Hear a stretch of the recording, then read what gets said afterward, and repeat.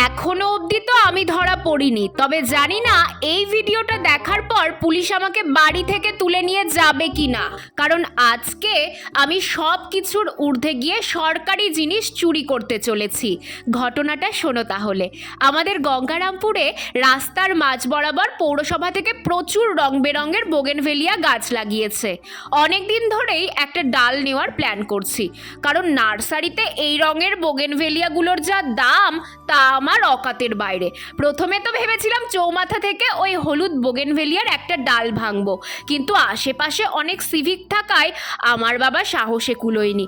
এবার চলে এসেছি আমুলের আইসক্রিমের দোকানের সামনে।